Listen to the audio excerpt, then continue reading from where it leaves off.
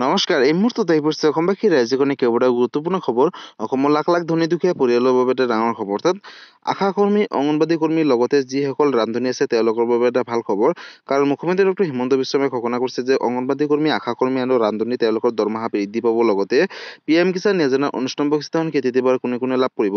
আৰু 19 নম্বৰ কিস্তিখন লাভ কৰিব হ'লে বিশেষ কেইটামান কাম কৰিব লাগিব। নতুন এটা আপডেট আহিছে। গতিকে ভিডিঅ'টো সম্পূৰ্ণকৈ চাওক আৰু ভালদৰে বুজি লওক। লগতে ড্ৰাইভিং লাইচেন্সক লৈ মুখ্যমন্ত্ৰী ডক্টৰ হিমন্ত বিশ্ব শৰ্মাই ক'লে গতিকে ভিডিঅ'টো সম্পূৰ্ণকৈ চাওক আৰু ভালদৰে বুজি লওক। তো বলক ভিডিঅ'টো আৰম্ভ কৰোঁ। আৰু আজি প্ৰথমটো খবৰ হৈছে ৰাজ্যবাসীৰ বাবে এটা ডাঙৰ খবৰ। অৰ্থাৎ ড্ৰাইভিং লাইচেন্সক লৈ মুখ্যমন্ত্ৰী ডক্টৰ হিমন্ত বিশ্ব শৰ্মাই ক'লে ঘোষণা। পোনপ্ৰথমতে আপডেটটো এবাৰ চাই লওক। দ্বিতীয় কাৰ্যালয়ত আৰু যাব নালাগে বা নিদিয়ে এতিয়াৰে পৰা ড্ৰাইভিং লাইচেন্স। পৰিবহণ বিভাগৰ নতুন নিয়ম কৰিলে ড্ৰাইভিং লাইচেন্সক লৈ। দ্বিতীয় কাৰ্যালয়ত এতিয়াৰে পৰা আপোনাক নিদিয়ে আৰু ড্ৰাইভিং লাইচেন্স। লগতে ড্ৰাইভিং লাইচেন্সক লৈ মুখ্যমন্ত্ৰী ডক্টৰ হিমন্ত বিশ্ব শৰ্মাই ক'লে ডাঙৰ ঘোষণা। নতুন এটা সিদ্ধান্ত গ্ৰহণ কৰিছে চৰকাৰে।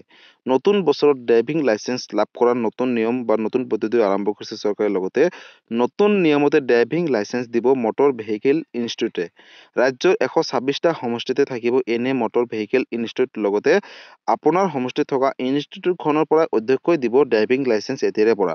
উপযুক্ত প্ৰশিক্ষণ দিয়াৰ পিছতে ইনষ্টিটিউটখনে দিব পাৰিব ড্ৰাইভিং লাইচেন্স বুলি চৰকাৰে ঘোষণা কৰিছে। লগতে ইনষ্টিটিউটখনে যদি নিয়ম নামানে তেনেহ'লে তেওঁলোকৰ বিৰুদ্ধে কিন্তু আইনগতভাৱে ব্যৱস্থা গ্ৰহণ কৰিব চৰকাৰে। পৰিবহণ বিভাগে এই নতুন ব্যৱস্থা কাৰ্যকৰী কৰিব ৰাজ্যত বুলি ঘোষণা কৰিছে। আৰু দ্বিতীয় কাৰ্যালয় আৰু এতিয়া আপোনাক নিদিয়ে ড্ৰাইভিং লাইচেন্স। গতিকে আপোনালোকে দ্বিতীয় অফিচত গৈ ড্ৰাইভিং লাইচেন্স বিচাৰি হাবাথুৰি খাব নালাগে। ড্ৰাইভিং লাইচেন্সক লৈ মুখ্যমন্ত্ৰী ডক্টৰ হিমন্ত বিশ্ব শৰ্মাই কৰিলে ঘোষণা। অৰ্থাৎ ৰাজ্যৰ লাখ লাখ পৰিয়ালৰ বাবে এটা ডাঙৰ খবৰ। যিহেতু চাৰিচকীয়া হওক, দুচকীয়া হওক বা বাহন থাকিলে লাগে ড্ৰাইভিং লাইচেন্স। গতিকে ড্ৰাইভিং লাইচেন্সক লৈ মুখ্যমন্ত্ৰী ডক্টৰ হিমন্ত বিশ্ব শৰ্মাই কৰিলে ঘোষণা। আৰু আজিৰ পৰৱৰ্তী খবৰটো হৈছে ৰাজ্যৰ লাখ লাখ আশা কৰ্মী, অংগনবাদী কৰ্মী লগতে ৰান্ধনীৰ বাবে এটা ভাল খবৰ। তেওঁলোকৰ যি দৰমহা সেই দৰমহাটো বৃদ্ধি কৰিব বুলি ইতিমধ্যে মুখ্যমন্ত্ৰীগৰাকীয়ে ঘোষণা কৰিছে। নতুন এটা আপডেট আহিছে। আপডেটটো এবাৰ চাই লওক। অংগনবাড়ী, ৰান্ধনী, আশা কৰ্মী, সহায়িকাৰ বাবে ভাল খবৰ। বৃদ্ধি পাব দৰমহা। লগতে ভাল খবৰ আহিল অংগনবাড়ী কৰ্মী, ৰান্ধনী আৰু লগতে আশা কৰ্মী, সহায়িকাৰ বাবে। শীঘ্ৰেই মাননি বৃদ্ধি পাব অংগনবাড়ী, ৰান্ধনী, আশা কৰ্মী, সহায়িকাসকলৰ বুলি চৰকাৰে ঘোষণা কৰিছে। লগতে মাননি বৃদ্ধিৰ বাবে ৰাজ্যৰ বিত্ত আয়ুক্তৰ নেতৃত্বত গঠন কৰি দিয়া হৈছে ইতিমধ্যে কমিটি। কমিটিৰ পৰামৰ্শৰ ভিত্তিত বিত্তীয় বৰ্ষৰ বাজেটত কৰা হ'ব নতুন ঘোষণা বুলি ঘোষণা কৰিছে। লগতে সংবাদ মাধ্যমত মুখ্যমন্ত্ৰী ডক্টৰ হিমন্ত বিশ্ব শৰ্মাই ঘোষণা কৰিছে ৰান্ধনী, অংগনবাদী কৰ্মীসকলৰ বাবে বা আশা কৰ্মীসকলৰ বাবে। গতিকে লাখ লাখ আশা কৰ্মী, অংগনবাদী কৰ্মীৰ বাবে এটা ভাল খবৰ। শীঘ্ৰেই মাননি বৃদ্ধি পাব অংগনবাদী কৰ্মী, ৰান্ধনী, আশা কৰ্মীসকলৰ। গতিকে মাননি বৃদ্ধিৰ বাবে ইতিমধ্যে চৰকাৰে কিন্তু আয়ুক্তৰ সৈতে নেতৃত্ব নতুন এখন কমিটি গঠন কৰিছে।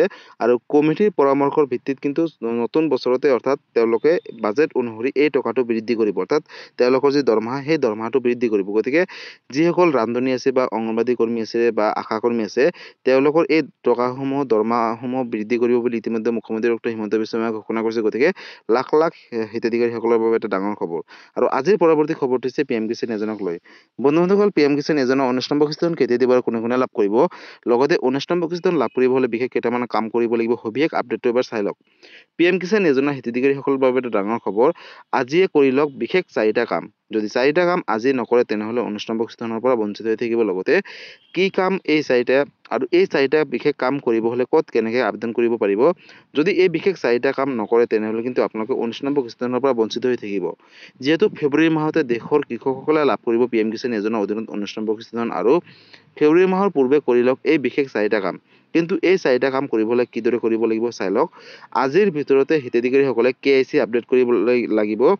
আৰু KYC আপডেটৰ বাবে আপোনালোকে ওচৰ চুবুৰীয়া CSC চেণ্টাৰলৈ যাওক আৰু তাতে KYC সমূহ আপডেট দিয়ক। লগতে ঘৰতো বহি কৰিব পাৰিব KYC আপডেটৰ কাম। আৰু কেনেদৰে কৰিব চাওক। pmkisan.government.in ৱেবছাইটত যাব আৰু তাতে বহি কিন্তু ঘৰতে বহি আপোনালোকে KYC সমূহ আপডেট কৰিব পাৰিব। আৰু হিতাধিকাৰীসকলে খোলা ৰাখক বেংক একাউণ্টৰ DBTৰ মাধ্যমত। কাৰণ যিহেতু এই টকাটো DBTৰ মাধ্যমত কেন্দ্ৰীয় চৰকাৰে প্ৰেৰণ কৰে। আৰু DBT অন কৰিবৰ বাবে আপোনালোকে যোগাযোগ কৰক সংশ্লিষ্ট বেংক বিষয়াৰ সৈতে। অৰ্থাৎ আপোনালোকে যোনটো বেংকৰ একাউণ্ট আছে সেই বেংকৰ একাউণ্টৰ ব্ৰাঞ্চৰ সৈতে আপোনালোকে যোগাযোগ কৰিব। কৃষকৰ কৃষিভূমিৰ প্ৰমাণপত্ৰ পুনৰীক্ষণ কৰাটো বাধ্যতামূলক কৰিছে এতিয়াৰে পৰা চৰকাৰে। লগতে এই কাম কৰিবৰ বাবে আপোনালোকে আজিয়ে বা অতি শীঘ্ৰেই চক্ৰ বিষয়াৰ কাৰ্যালয়লৈ যাওক আৰু তেওঁলোকৰ লগত কথা পাতক। আৰু PM কিষাণ যোজনা হিতাধিকাৰীসকলে বেংক একাউণ্টৰ সৈতে আজিয়ে লিংক কৰক আপোনালোকৰ আধাৰ কাৰ্ড। আপডেট হৈ থকা আধাৰ কাৰ্ডহে লিংক কৰিব পৰা হ'ব বেংক একাউণ্টৰ সৈতে। গতিকে লাখ লাখ কৃষকৰ বাবে এটা অত্যন্ত জৰুৰী খবৰ। বন্ধুসকল, আপোনালোকে ইতিমধ্যে গম পালে যে অহা ফেব্ৰুৱাৰী মাহৰ আপোনালোকে লাভ কৰিব 19 নম্বৰ কিস্তি ধন। কিন্তু এই 19 নম্বৰ কিস্তি ধন লাভ কৰিবলৈ আপোনালোকে এই বিশেষ 4টা কাম কৰিব লাগিব আৰু এই 4টা কাম কৰিলেহে লাভ কৰিব 19 নম্বৰ কিস্তি ধন। গতিকে লাখ লাখ কৃষকৰ বাবে এটা ডাঙৰ খবৰ। যদি আপুনি এজন কৃষক হয় তেনেহ'লে এই ভিডিঅ'টো আপোনালোকে সকলো কৃষকৰ মাজলৈ শ্বেয়াৰ কৰি দিব, যাতে এই ভিডিঅ'টো চাই সকলো কৃষকে আহিবলগীয়া 19 নম্বৰ কিস্তি ধন পোৱাৰ আগতে এই বিশেষ 4টা কাম কৰিলে আৰু তেওঁলোকে যদি 19 নম্বৰ কিস্তি ধন লাভ কৰে। গতিকে লাখ লাখ কৃষকৰ বাবে এটা ডাঙৰ খবৰ। গতিকে বন্ধুসকল, আজি আছিলে এইটো এটা ইনফৰমেটিভ ভিডিঅ' আৰু গুৰুত্বপূৰ্ণ খবৰ। ভিডিঅ'টো চাই কেনেকুৱা পালে? যদি ভাল পালে চেনেলটো নতুনকৈ আছে চেনেলটো ছাবস্ক্ৰাইব কৰিব, লাইক কৰিব। কিবা সুধিবলগীয়া বা বিশেষ জানিবলগীয়া আছে আপোনালোকে মোক কমেণ্ট কৰি জনাব, মই নিশ্চয় ৰিপ্লাই দিবলৈ চেষ্টা কৰিম। আৰু এই ভিডিঅ'টো আপোনালোকে ফেচবুক পেজৰ পৰা চাই আছে যদি ফেচবুক পেজটো ফ'ল' কৰিবলৈ নাপাহৰিব আৰু ফেচবুক পেজৰ পৰা সকলো মাজলৈ শ্বেয়াৰ কৰি দিব। ধন্যবাদ। জয় আই অসম।